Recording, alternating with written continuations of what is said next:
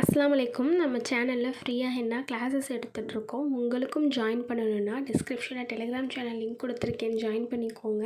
நம்ம சேனல் இப்போ தான் ஃபர்ஸ்ட் டைம் பார்க்குறீங்கன்னா மறக்காமல் சப்ஸ்கிரைப் பண்ணிக்கோங்க. அப்போ தான் நான் நெக்ஸ்ட் கிளாஸ் அப்லோட் பண்ணால் உங்களுக்கு நோட்டிஃபிகேஷன் வரும். கிளாஸில் நம்ம மிக்ஸ் பண்ணி எடுத்து வச்சோம். நான் ஓவர் நைட் விட்டுருக்கேன். இப்போது டை ரிலீஸ் ஆகிடுச்சு. இந்த பேஸ்ட் எப்படி மிக்ஸ் பண்ணணும்னு பார்க்கலாம். எப்படி டை ரிலீஸ் ஆகிடுச்சா இல்லையான்னு கண்டுபிடிக்கணுன்னா, மேலே இருக்கிற லேயர் ப்ரௌன் கலர்லேயும் உள்ளே இருக்கிற லேயர் இந்த மாதிரி க்ரீன் கலர்லேயும் இருக்கணும். இந்த மாதிரி உள்ள க்ரீன் கலர்லேயும் மேலே ப்ரௌன் கலர்லேயும் இருக்கணும். இப்படி இருந்தால் தான் உங்கள் பேஸ்ட் டை ரிலீஸ் ஆகிடுச்சுன்னு அர்த்தம். மேலேயும் ப்ரௌன் கலர் உள்ளேயும் ப்ரௌன் கலர் எந்த டிஃப்ரென்ஸும் இல்லாமல் அப்படியே இருந்துச்சுன்னா உங்கள் பேஸ்ட் இன்னும் டை ரிலீஸ் ஆகலை அப்படின்னு அர்த்தம். டை ரிலீஸ் ஆனால் தான் ஸ்டெயின்ஸ் எல்லாம் வரும். நல்லா தெரியுதுங்களா? க்ரீன் கலரில் இருக்க பேஸ்ட் இந்த மாதிரி ஆனதுக்கப்புறம் நல்லா மிக்ஸ் பண்ணிக்கோங்க. ஃபஸ்ட்டு நல்லா மிக்ஸ் பண்ணுங்கள், லம்ஸ் இல்லாமல் ஓரளவு. அதுக்கப்புறம் கொஞ்சம் கொஞ்சமாக வாட்டர் ஆட் பண்ணி மிக்ஸ் பண்ணிக்கலாம்.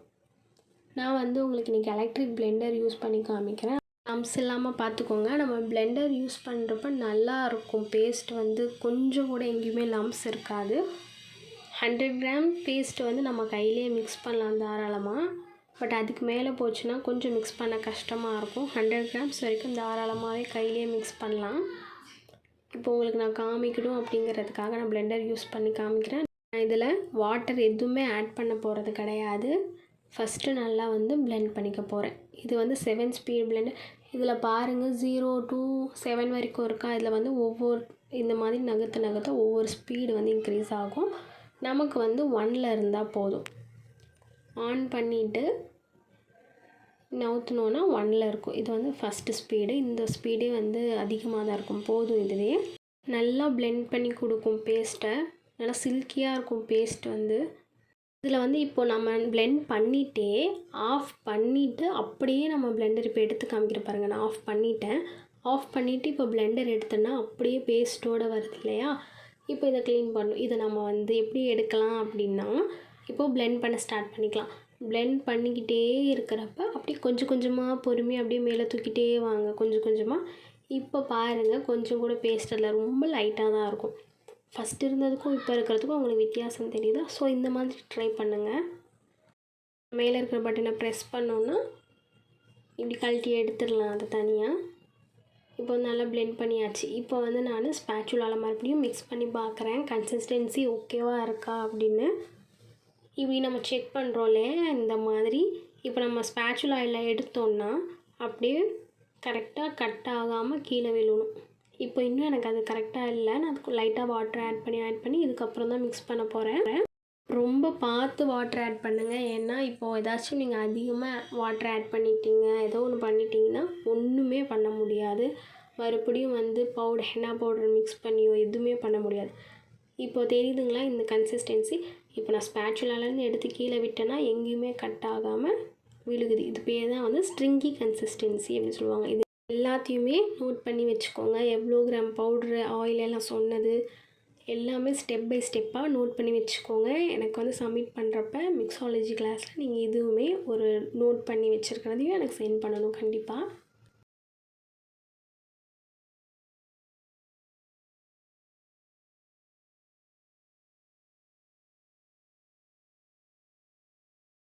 டேஸ்ட் பார்த்தாலே தெரியுதா? நான் மிக்ஸ் பண்ணதுக்கே என்னோடய ஒரு ஃபிங்கரில் பாருங்கள் எந்த அளவுக்கு ஸ்டெயின்ஸ் வந்திருக்கு. இது நம்ம பேட்ச் டெஸ்ட் கண்டிப்பாக பண்ணணும். ஏன் அப்படின்னா நம்ம மேக் பண்ணிடுறோம், நாளைக்கு நம்ம போய் வச்சதுக்கப்புறம் ஸ்டெயின்ஸ் இல்லைன்னா ப்ராப்ளம். அதனால் நம்ம எப்போவுமே பேட்ச் டெஸ்ட்டுக்காக எங்கேயோ ஒரு இடத்துல கையில் இந்த மாதிரி லைட்டாக கொஞ்சமாக வச்சுக்கோங்க பேஸ்ட்டை. அதுக்கப்புறம் ஃபுல்லாக ஃபில் பண்ணிவிட்டு எடுத்து பார்த்தீங்கன்னா ஸ்டெயின்ஸ் இருக்கும். ஸ்டெயின்ஸ் வருதா இல்லையா அப்படின்னு சொல்லி நம்ம கன்ஃபார்ம் பண்ணிக்கலாம். நெக்ஸ்ட் பைப்பிங் பேக்கும் ஸ்டாக்கிங்ஸும் எடுத்துக்கிறேன். இப்போ என்ன ஒரு கிளாஸில் ஃபஸ்ட்டு பைப்பிங் பேக்கை தான் வைக்கணும்.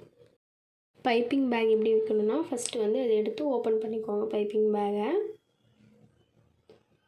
ஓப்பன் பண்ணிவிட்டு அதுக்குள்ளே உங்கள் கையை விட்டுக்கோங்க. உங்கள் கையை விட்டுட்டு பைப்பிங் பேக் அந்த கிளாஸ்க்குள்ளே லாஸ்ட் வரைக்கும் இருக்க மாதிரி வச்சு நல்லா இந்த மாதிரி உள்ளே கை விட்டுக்கிட்டே இந்த மாதிரி வெளியே எடுத்து விடுங்க. நீங்கள் உள்ளேருந்து கை எடுத்துட்டிங்கன்னா அது அப்படியே மேலே தூக்கிட்டுருக்கும். ஸோ உள்ளே வரைக்கும் கையை வச்சுட்டே நீங்கள் அதுக்கப்புறம் வெளியே இது பண்ணி விடுங்க. இதுக்கு மேலே வந்து ஸ்டாக்கிங்ஸ் போட போகிறோம். ஸ்டாக்கிங்ஸும் அதே மாதிரி தான். ஃபஸ்ட்டு வந்து இந்த மாதிரி கையில் எடுத்துக்கோங்க. எடுத்துட்டு இதுக்கப்புறம் இது மேலே போட்டுட்டு மறுபடியும் கை உள்ளே விட்டுருங்க. இப்போ வந்து அந்த ஸ்டாக்கிங்ஸும் உள்ளே வரைக்கும் இருக்குது, தெரியுதுங்களா? இதுக்கப்புறம் வந்து நம்ம இதில் வந்து ஹென்னா பேஸ்ட்டை ஊற்ற போகிறோம். எங்கேயுமே பிரேக் ஆகாமல் எப்படி விழுது பாருங்கள் பேஸ்ட்டு. இப்போ ஃபுல்லாக பேஸ்ட் ஃபுல்லாக போட்டு முடிச்சதுக்கப்புறம் ஃபஸ்ட்டு வந்து ரெண்டையுமே சேர்த்து எடுத்துடக்கூடாது. ஃபஸ்ட்டு வந்து ஸ்டாக்கிங்ஸ் மட்டும்தான் வெளியே எடுக்கணும். எடுத்து இந்த மாதிரி 2 டைம் சுற்றி கையில் டைட்டாக பிடிச்சிக்கோங்க. அதை விட்டுறக்கூடாது. நெக்ஸ்ட்டு பைப்பிங் பேக் எடுக்கிறப்ப அந்த சுற்றினதை விட்டுறவே கூடாது. அதை அப்படியே பிடிச்சிட்டு அதுக்கப்புறம் வந்து பைப்பிங் பேக்கையும் எடுத்து அது கூடயே சுற்றிக்கணும். ஆல்ரெடி சுற்றி இருக்கிறது அது கலண்டாமல் அதுக்கு மேலேயே மறுபடியும் பைப்பிங் பேக்கையும் சுருட்டிட்டு பைப்பிங் பேக்கை நல்லா வந்து லெஃப்ட் ஹேண்டில் பிடிச்சிட்டு ரைட் ஹேண்டில் வச்சு பிடிச்சி இழுத்திங்கன்னா உங்களோட பேஸ்ட் வந்து ஃபில்டர் ஆகி அந்த ஸ்டாக்கிங்ஸ்லேருந்து வந்துடும்.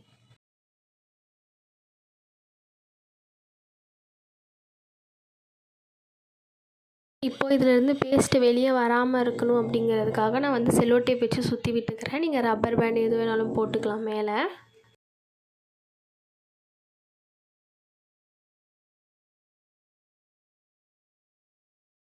நம்ம ஸ்டாக்கிங்ஸ் எதுக்காக போடுறோம் அப்படின்னா, இப்போ இதில் பாருங்கள் உள்ளே வந்து இருக்கும். இந்த மாதிரி திப்பியாக இருந்தாலோ இல்லை ஏதோ டஸ்ட் இருந்தாலோ இதுலேயே ஃபில்டர் ஆகி இந்த ஸ்டாக்கிங்ஸ்லேயே நின்றுரும். நம்மளுக்கு வந்து அது கோனாக ஃபீல் பண்ணி இதில் தெரியுதுங்களா எவ்வளோ நின்று இருக்குது அப்படின்னு சொல்லி இதெல்லாம் வந்து இதிலேயே வந்து நின்றுருச்சு நம்மளுக்கு அந்த பேஸ்ட்டில் வராமல். இப்படி நம்ம வந்து அந்த கோனில் ஃபில் பண்ணி யூஸ் பண்ணுறப்போ நம்மளுக்கு ஸ்டக் ஆகாமல் ஃப்ளோ நல்லா வரும். நெக்ஸ்ட்டு வந்து சீல் பண்ணுறதுக்கு செல்லோ டேப் டிஸ்பென்சர் நேற்று நம்ம ரோல் பண்ணி வச்சோம் இல்லையா லாஸ்ட் கிளாஸில், அந்த கோன்ஸ் நேற்று கிளாஸில் வந்து பின் வச்சு நான் செல்லோ ஷீட் ரோல் பண்ணி காமிச்சேன். ஒரு இதில் பின் இருக்குது, எல்லாமே பின் வச்சு தான் ரோல் பண்ணேன். நான் ஒரு இதில் பின் வச்சு ஃபில் பண்ணி காமிக்க போகிறேன். இன்னொரு இதில் பின் இல்லாமல் எப்படி ஃபில் பண்ணுறது அப்படின்னு சொல்லி 2 டைப்பும் காமிக்க போகிறேன். அதுக்கு முன்னாடி இந்த கோன் ஸ்டாண்ட் எதுக்கு அப்படின்னு சொல்கிறேன். எதுக்குன்னா இப்போ நம்ம ஃபில் பண்ணுறோம் அந்த கோனில் ஒவ்வொன்றும் ஃபில் பண்ணி வச்சோன்னா பைப்பிங் பேக்கில் இருக்கிறதும் ஒன்று சிந்தும். இல்லை இதை வந்து ஒவ்வொன்றும் ஃபில் பண்ணி கீழே வச்சோன்னா சாய்ச்சி வச்சோன்னா அதில் இருக்கிற பேஸ்ட் எல்லாம் வெளியே வந்துடும். ஸோ இந்த மாதிரி ஒவ்வொரு ஹோல்குள்ளேயும் ஒவ்வொரு கோன் வந்து வச்சுக்கலாம். நம்ம இப்போ ஃபுல்லாக வந்து இதை ஃபுல்லாக பேஸ்ட்டு ஃபில் பண்ணிவிட்டு லாஸ்ட்டாக எல்லாத்தையுமே எடுத்து சீல் பண்ணிக்கலாம். அதுக்காக இதில் தான் யூஸ் பண்ணணுன்னு கிடையாது. ஏதோ கிளாஸ் ஏதோ இருந்துச்சுன்னா அதில் கூட வச்சு நம்ம போட்டு வச்சுக்கலாம். ஃபில் பண்ணி லாஸ்ட்டு அதுக்கப்புறம் சீல் பண்ணிக்கலாம். அதை இந்த மாதிரியும் போட்டு வச்சுக்கலாம்.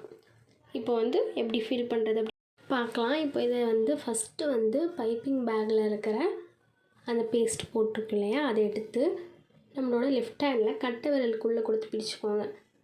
சின்னதாகவே கட் பண்ணுங்கள், ரொம்ப பெருசாக அதை கட் பண்ணிடாதீங்க. இந்த மாதிரி நான் பிடிச்சிருக்கேன் தெரியுதுங்களா, கட்டை விரலுக்குள்ளே கொடுத்து பிடிச்சிட்டு இன்னொரு கையில் வந்து கோனை பிடிச்சிக்கிறேன். இந்த மாதிரியும் ஃபில் பண்ணலாம். அப்படியே பேஸ்ட்டை வந்து ப்ரெஷர் கொடுத்துட்டே இருந்தீங்கன்னா இதே மாதிரி கோன் வந்ததுக்கப்புறம் நம்ம இந்த மாதிரி எடுத்துடலாம். இது எப்படி ஃபில் பண்ணுறேன்னு பாருங்கள். இந்த மாதிரி வந்து கொடுத்து ப்ரெஷர் கொடுத்து நான் வந்து ஏரே இல்லாமல் உள்ள வரைக்கும் நான் வந்து போகிற வரைக்கும் ஃபில் பண்ணிக்க போகிறேன். இதே மாதிரி ஃபுல்லாக ஃபில் பண்ணிட்டேன். இந்த மாதிரியும் ஃபில் பண்ணலாம். இப்போ இது வந்து பின் இருக்கிறது இந்த கோனை வந்து நான் எப்படி சீல் பண்ணுறதுன்னு சொல்கிறேன். இப்போ வந்து ஒரு பக்கம் ஹைட்டாக அந்த பக்கம் ஷார்ப்பாக வந்த மாதிரி இருக்குது, ஒரு பக்கம் வந்து ஷார்ட்டாக இருக்குது. இப்போ ரெண்டையுமே வந்து ஈக்குவல் ஆக்கிறதுக்காக நான் ஒரு செல்லோ டேப் எடுத்து ஆப்போசிட் சைடில் ஒட்டுறேன். எந்த சைடு சின்னதாக இருக்கோ அந்த சைடில் ஒட்டிக்கிறேன். அப்போ தான் வந்து நமக்கு ஃபோல்ட் பண்ணுறப்ப ஈக்குவல் சைஸில் கிடைக்கும். ஃபோல்ட் பண்ணிவிட்டு இப்போ வந்து ரெண்டையுமே இப்படி ஒட்டிக்கிறேன். ஒட்டிட்டு எக்ஸ்ட்ரா இருக்கிற செல்லோ டேப்பை அப்படியே மடித்து மட்டும் விடுறேன். இப்படி தான் மடிச்சுடணும்னு கிடையாது, எக்ஸ்ட்ரா இருக்குது அப்படிங்கிறதுக்காக நான் மடித்து விடுறேன் அந்த செல்லோ டேப்பை. இப்போ நெக்ஸ்ட் நம்ம என்ன பண்ணுவோம்னா கீழே வந்து நம்ம செல்லோ டேப் போட்டோம், பட் இதில் வந்து நம்ம பின் வச்சுருக்கறதுனால இப்போ கீழே வந்து செல்லோ டேப் போட்ட தேவையில்லை. அப்படியே ஒரு 3 டைம் ஃபோல்ட் பண்ணால் போதும். இல்லை உங்களோட ஷீட் ரொம்ப பெருசாக இருக்குன்னா எவ்வளோ டைம் வந்து உங்களால் மடிக்க முடியுமோ அந்த மாதிரி மடிச்சுட்டு இந்த பக்கத்துலேருந்து ஒரு டைம் மடிச்சுக்கோங்க, ஆப்போசிட் சைட்லேருந்து ஒரு டைம் மடிச்சுக்கோங்க. மடிச்சுட்டு இந்த மாதிரி மேலேருந்து ஒரு டைம் மடிச்சுக்கோங்க. கோனுக்குள்ளே சுத்தமாக வந்து ஏரே இருக்கக்கூடாது, நல்லா டைட்டாக இருக்கணும். ஃபஸ்ட்டு செல்லோ டேப்பை பின்னாடி பின்னாடி வந்து இந்த மாதிரி முன்னாடி பக்கமாக இழுத்து ஒட்டுங்க, நல்லா இழுத்து டைட்டாக ஒட்டுங்க. செகண்ட் செல்லோ டேப் எங்கே ஒட்டணுன்னா சென்டரில் ஃபஸ்ட்டு ஒட்டிக்கோங்க. இந்த பக்கம் பாதி அந்த பக்கம் பாதி இருக்க மாதிரி ஒரு பக்கம் ஃபஸ்ட்டு நல்லா இழுத்து ஒட்டிட்டு மறுபடியும் ஆப்போசிட் சைட்லேயும் அதே மாதிரி இழுத்து ஒட்டுங்க. ஷார்ப்பாக இருக்கக்கூடாது, எட்ஜஸ் வந்து இந்த 2 பக்கமும் ஒட்டிட்டு, இப்போ இந்த டேப் வந்து இப்போ 2 டேப் ஒட்டியிருக்கோம் இல்லையா, அது கழண்டு வராமல் இருக்கிறதுக்காக இன்னொரு செலோ டேப் வந்து நம்ம சுற்றி ஒட்டிக்க போகிறோம்.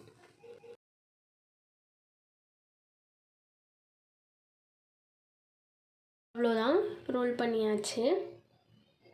சைட்ஸ் பாருங்கள், எங்கேயுமே வந்து ஷார்ப்பாக இல்லை. நெக்ஸ்ட்டு வந்து இப்போ இதில் வந்து பின் இல்லை. இதை வந்து எப்படி ரோல் பண்ணுறதுன்னு பார்க்கலாம். சேம் அதே மாதிரி தான், மேலேருந்து பேஸ்ட்டு வெளியே வரக்கூடாது அப்படிங்கிறதுக்காக செலோ டேப் போட்டு அது ஈக்குவலாக வர்றதுக்காக, ஆப்போசிட் சைடில் இருக்கிறது ஈக்குவலாக வர்றதுக்காக நான் வந்து செலோ டேப் ஃபஸ்ட்டு ஒட்டிக்கிறேன். ஒட்டிட்டு இப்போ இது 2யும் நல்லா ஒட்டி விட்டுக்கிறேன். ஒட்டி விட்டுட்டு நெக்ஸ்ட் என்ன பண்ணணும்னா, நெக்ஸ்ட் வந்து கீழே ஒட்டிட்டு தான் நம்ம மேலே வந்து ஃபோல்ட் பண்ணணும். இல்லைனா மேலே வந்து ஃபோல்ட் பண்ணோன்னா கீழே இருக்கிற ஹோல் வழியாக எல்லா பேஸ்ட்டும் வெளியே வந்துடும். இப்போ வந்து கீழே எப்படி ஒட்டணும்னு நான் சொல்கிறேன், நல்லா பார்த்துக்கோங்க. இப்படி ஃபஸ்ட்டு வந்து ஒரு சைடு மட்டும் ஒட்டிக்கோங்க. ஒட்டிட்டு இப்படி நல்லா இழுத்து வச்சு மேலே ஒட்டுங்க. லூஸாக ஒட்டினீங்கன்னா, இப்போ நான் காமிக்கிறேன் பாருங்களேன், மறுபடியும் எடுத்து இப்போ நான் எடுத்து காமிக்கிறேன். இந்த மாதிரி லூஸாக ஒட்டினீங்கன்னா நீங்கள் மேலே ப்ரெஷர் கொடுத்தீங்கன்னா எல்லா பேஸ்ட்டும் கீழே வந்துடும். ஸோ நல்லா வந்து அந்த ஹோல் வந்து நல்லா படுற மாதிரி வச்சு, இந்த மாதிரி வச்சு நீங்கள் லாக் பண்ணிட்டீங்கன்னா உங்களுக்கு பேஸ்ட் வந்து வெளியே வராது நீங்கள் மேலே இருந்து ப்ரெஷர் கொடுக்குறப்ப. இப்போது நல்லா ஏர் எதுவும் இல்லாமல் நல்லா இது பண்ணி விட்டுட்டேன். இப்போ வந்து நல்லா மேலேருந்து ஃபஸ்ட்டு மடித்து கொண்டு வந்துட்டு இந்த பக்கம் மறுபடியும் ஆப்போசிட் சைடெலாம் மடித்து விட்டு மறுபடியும் மேலே ஒரு டைம் வந்து மடித்து விட்டுக்கலாம். நல்லா டைட்டாக பிடிச்சிக்கோங்க. பிடிச்சிட்டு இப்போ வந்து செலோ டேப் அதில் ஒட்டின மாதிரி சேம் பின்னாடி இருந்து முன்னாடி வரைக்கும் இழுத்து ஒட்டிட்டு, அதே மாதிரி சைட்ஸில் ஒட்டுறதுக்கு சென்டரில் ஃபஸ்ட்டு ஒட்டிட்டு செல்லோ டேப்பை இந்த பக்கம் ஃபஸ்ட்டு பிடிச்சி இழுத்து நல்லா டைட்டாக ஒட்டிக்கணும் செல்லோ டேப்ஸை. அதே மாதிரி நம்ம ஃப்ரீசரில் வைக்கிறப்ப செல்லோ டேப் கழண்டு வந்துடுது அப்படின்னு சொல்கிறாங்க. அதுக்கு ரீசன் என்னென்னா, செல்லோ டேப் வந்து நல்லா இல்லைன்னு அர்த்தம். நல்லா பிராண்டட் செல்லோ டேப்பாக யூஸ் பண்ணிங்கன்னா ஒன்றும் ஆகாது, நீங்கள் அப்படியே இருக்கும். நீங்கள் ரிமூவ் பண்ணாலும் அந்த செல்லோ டேப் வராது அதுலேருந்து. ஸோ செல்லோ டேப்பும் நல்லா பிராண்டாக பார்த்து யூஸ் பண்ணிக்கோங்க. இதில் பாருங்கள், கொஞ்சம் கூட பேஸ்ட்டு வெளியவே வரல, க்ளீனாக இருக்குது அந்த இடமே. இந்த மாதிரி நான் 2 டைப்பும் சொல்லி கொடுத்துட்டு, இந்த 2 டைப்புமே நீங்களும் ட்ரை பண்ணி பாருங்கள். கண்டிப்பாக நம்ம அதிகம் வந்து பின் வச்சு யூஸ் பண்ண மாட்டோம், இந்த மாதிரி தான் டேப் தான் கீழே கொடுப்போம். அந்த மாதிரியும் ட்ரை பண்ணிக்கோங்க. இப்போ நான் எல்லா கோன்ஸுமே வந்து ஃபில் பண்ணிவிட்டேன். நம்ம ஃபஸ்ட்டு பேட்ச் டெஸ்ட்டுக்காக ஒட்டணும் இல்லையா, அந்த ஸ்டெயின்ஸ் பாருங்கள் எப்படி இருக்குதுன்னு சொல்லி மிக்ஸ் பண்ணதுக்கே கையெல்லாம் வந்து நல்லா லைட் ஆரேஞ்ச் கலரில் வந்துச்சு. ஸோ ஸ்டெயின்ஸ் நல்லாவே இருக்கும் இந்த கோனில். நெக்ஸ்ட் கிளாஸில் பார்க்கலாம். பாய்.